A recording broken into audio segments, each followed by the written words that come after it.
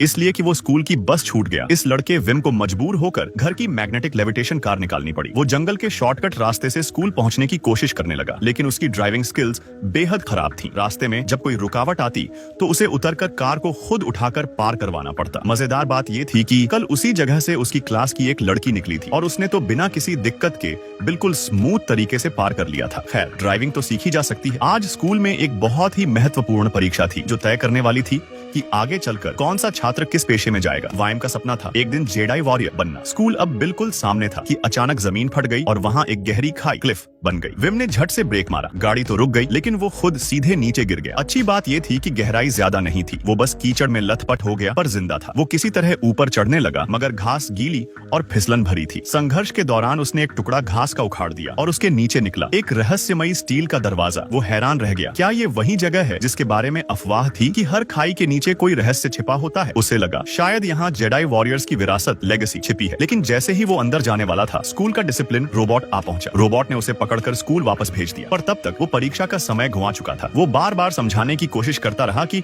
जंगल के अंदर कुछ अद्भुत छिपा है, मगर उसके पिता को यकीन नहीं हुआ। उन्हें लगा कि ये विम का स्कूल न जाने का बहाना है। फिर भी उन्होंने कहा, प्रिंसिपल तुम्हारे लिए एक री एग्जाम रख रहे हैं, अब बस जाकर पढ़ाई करो। लेकिन ये बात रायन ने सुन ली, जो पहले ही पेपर खत्म करके बाहर आ चुका था। स्कूल खत्म होने के बाद विम ने अपने दोस्त नील को साथ लिया और रस्सी लेकर फिर से उसी खाई के पास पहुंचा। वो बोला, जब जेडाई बनने का शॉर्टकट मिल ही गया है तो अब परीक्षा की क्या जरूरत। उसने नील को ऊपर रहने को कहा कि रस्सी थामे, लेकिन नील की कमजोर ताकत उसका वजन संभाल ही नहीं सकी। अब दोनों नीचे जा चुके थे तो सोचा वापसी बाद में देखेंगे, पर हैरानी की बात ये थी कि अब वो गुप्त दरवाजा पूरी तरह दिखाई दे रहा था। दो लड़कियां पहले ही पहुंचकर खुदाई शुरू कर चुकी थीं। दोनों टीमें अब दरवाजे के मालिकाना हक पर भिड़ गईं। आखिर में तय हुआ, जो पहले दरवाजा खोलेगा उसी की होगी ये खोज। रात ढलने लगी। विम और नील मिट्टी खोदते रहे। उन्हें भरोसा था कि दरवाजा खोलने का बटन यहीं कहीं दबा होगा। उधर चश्मा पहनी लड़की को रात को कुछ अजीब महसूस हुआ। उसने मिट्टी हटाई, नीचे निकली एक जटिल इलेक्ट्रिक सर्किट बोर्ड। सौभाग्य से दोनों लड़कियां क्लास की टॉपर थीं। उन्होंने वायर अपने स्मार्ट ग्लासेस से जोड़ा और भूम की आवाज के साथ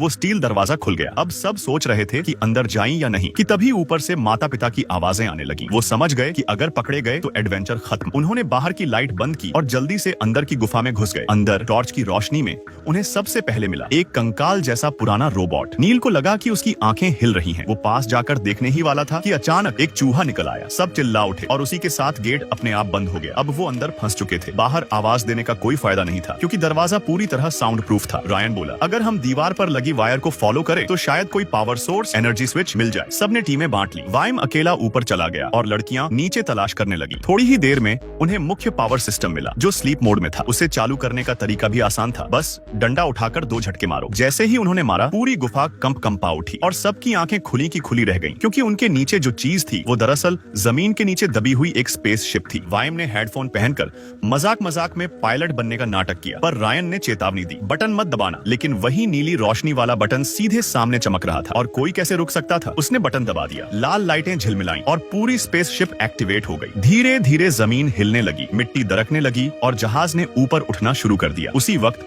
विम का पिता हैरान होकर उस उड़ते ढेर को देख रहा था। जब उसे बच्चों की मदद के लिए चीखें सुनाई दी, तब उसे समझ आया उसका बेटा उसी स्पेसशिप में है। स्पेसशिप आसमान में गुम हो गई और बच्चों का उत्साह अब भय में बदल चुका था। अच्छी खबर ये थी, स्पेसशिप ऑटो पायलट मोड में थी। बुरी खबर ये, वो पहले से ही किसी गंतव्य पर सेट थी और इसी के साथ उन्होंने शुरू की एक अंतरिक्ष यात्रा, इंटरस्टेलर एडवेंचर, जहाँ से उनकी जिंदगी हमेशा के लिए बदलने वाली थी।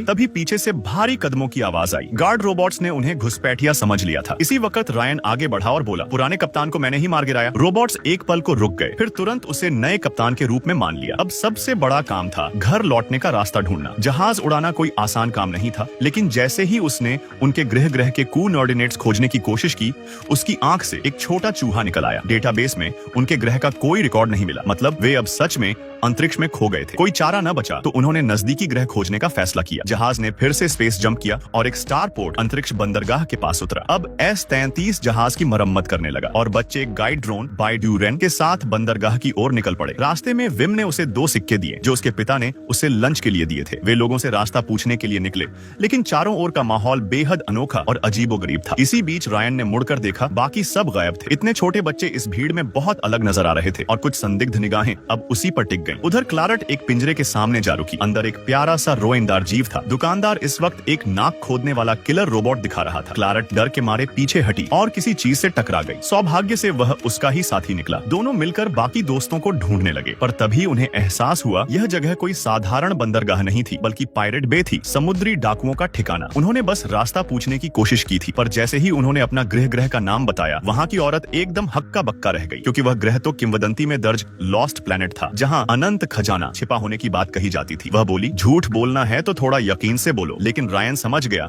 कि वह औरत उन्हें बचाने के बहाने बेचने की फिराक में है। तभी पीछे की गलियों से हंगामे की आवाजें आने लगी। स्पष्ट था कि दूसरी तरफ विम और नील भी किसी मुसीबत में फंस चुके थे। रायन ने बंधनों से छूटते हुए फौरन उनकी मदद के लिए दौड़ लगा दी।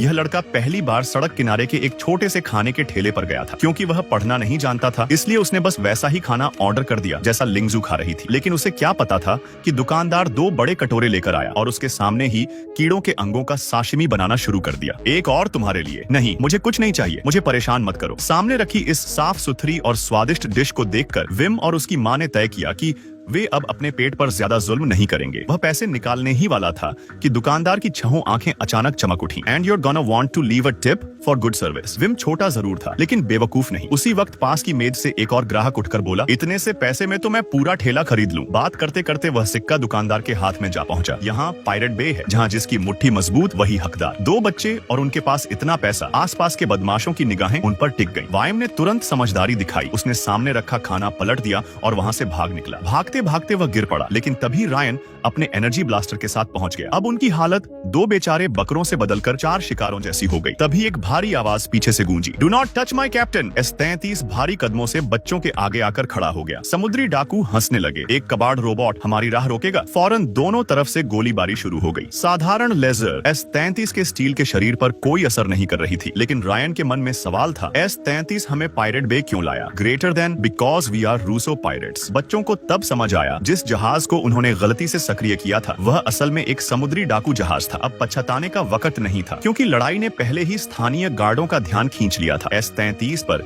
बिजली की बंदूकें चलाई गईं, जो उसके जैसे रोबोट के लिए जहरीली होती हैं। बेचारा छोटा चूहा भी साथ में झटका खा गया। What's a letter of France doing in my starboard? Pirate bay की शील्ड सिर्फ समुद्री डाकुओं को ही गुजरने देती थी। कप्तान को हैरानी थी कि ये बच्चे अंदर कैसे पहुंचे। वह S-33 से जवाब चाहता था, पर वह अब सिस्टम क्रैश होकर बंद पड़ा था। जब उसे विम की पुरानी रिपब्लिक करेंसी दिखी, उसने बच्चों को बंदी बना लिया। रात में जेल के अंदर सबने भागने की योजना बनाई। नील को सूझा कि अपने छोटे चूहे को चाबी लाने की ट्रेनिंग देते हैं, लेकिन वह चूहा चाबी के पास जाकर बस पेशाब करके भाग गया। अब सब निराश बैठे थे कि तभी जेल के अंधेरे हिस्से से एक आदमी की आवाज आई, मैं तुम्हें यहाँ से निकाल सकता हूँ, बस जहाज पर मेरे लिए एक सीट रख देना। बच्चों को शक हुआ तो उसने कहानी सुनानी शुरू की। साम्राज्य के पतन के बाद नई रिपब्लिक ने गैलेक्सी में कानून लाने की कोशिश की, लेकिन दूर के रास्तों पर अब भी समुद्री डाकू जहाज गुजरते थे। वे हर जहाज पर अपना निशान बनाते और जो झुकता नहीं उसे मिटा देते। उसने बताया कि कैसे कैप्टन सिल्वर ने एक जहाज लूटा जिसमें रिपब्लिक की भारी रकम होने की बात थी, पर जब उसने तिजोरी खोली तो सिर्फ एक सिक्का पड़ा था। Good men's lives lost for a single measly credit. उसके क्रू ने बगावत कर दी। सिल्वर पल में कप्तान से कैदी बन गया। कहानी खत्म हुई तो बच्चे फिर भी उलझन में थे। इससे हमें भागने में क्या मदद मिलेगी? आदमी मुस्कुराया, हवा में हाथ हिलाया और चाबी उड़कर उसके हाथ में आ गई। वाइम की आंखें फटी की फटी रह गईं। आदमी बस बोला, क्या तुम राज रख सकते हो?